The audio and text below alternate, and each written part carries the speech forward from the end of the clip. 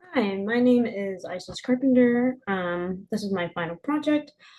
My lesson is circulating around body percussion. It's for first grade. The title is Feel the Rhythm of the Brain. Length of the lesson plan is 40 minutes. Here are your materials. If you do not have all of these instruments, that is perfectly okay. This lesson includes those instruments because we're having to focus on body percussion and how that translates to other instruments.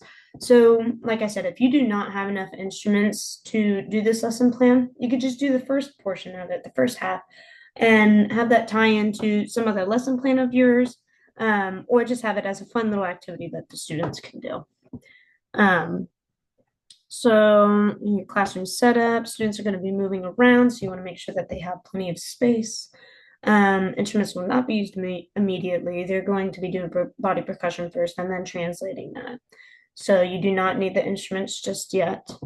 Here are the standards.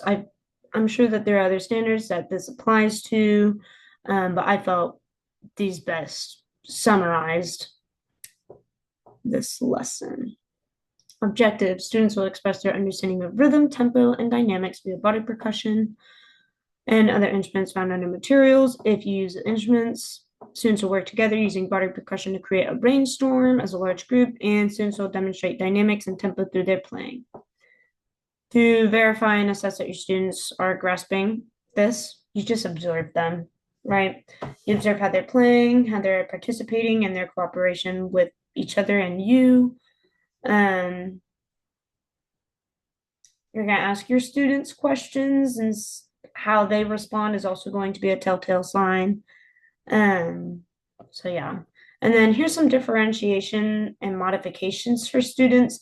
These are just a few that I could think of off the top of my head. Granted, I did not have any students that needed differentiation or modifications to this extent.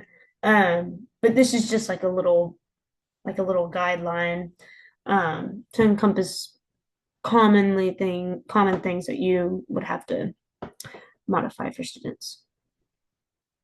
So for the introduction, have my students sitting in the carpet. I'm gonna ask them what percussion is. So, what is percussion?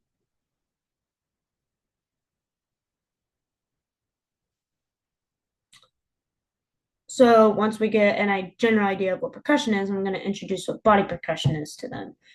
This will be used by clapping my hands, snapping my fingers, patting my legs, etc. Just so they get that you can use your instrument as a body.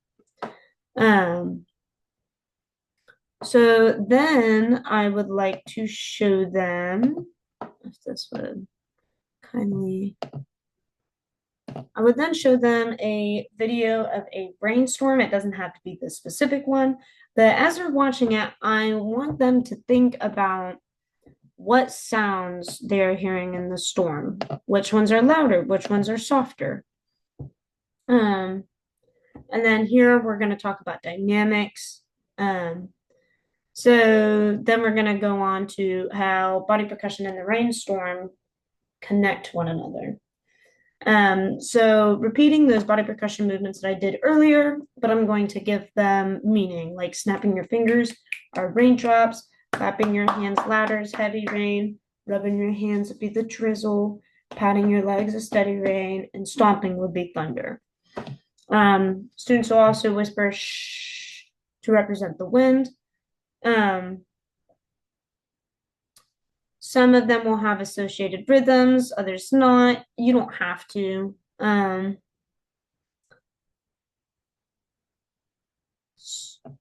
will then, after I introduce these body percussion and how they relate to the brainstorm, we're going to do an echo and response. So I will say, I'm going to make some drops of rain, and I want you to repeat after me.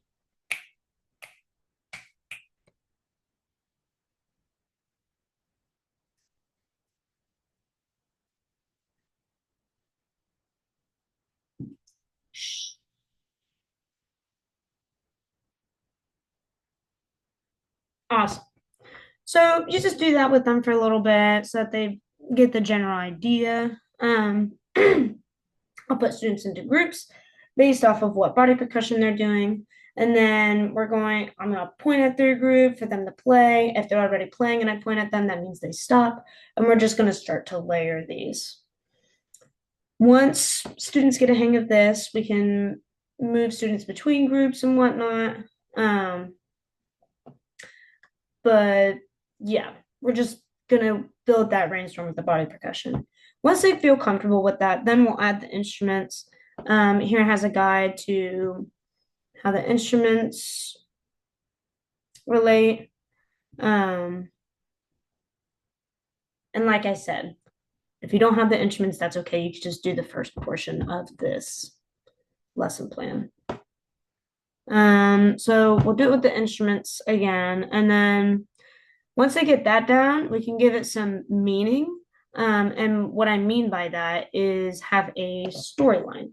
So this is a really simple storyline. We talk about the calm before the storm, how it's nice and peaceful. And then you get a little bit of rain. You get a little bit of rain, maybe some thunder in the distance, but nothing too crazy. And then you're in the heat of the thunderstorm. So it's going to be real wild. This is going to be the loudest part. This is the thunderstorm dying out. That's the thunderstorm moving away. In the end of our story, the thunderstorm is gone.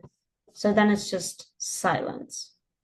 So this not only helps students put it into perspective, but it also gets them thinking like, oh, these sounds really do create like this emotion or this feeling.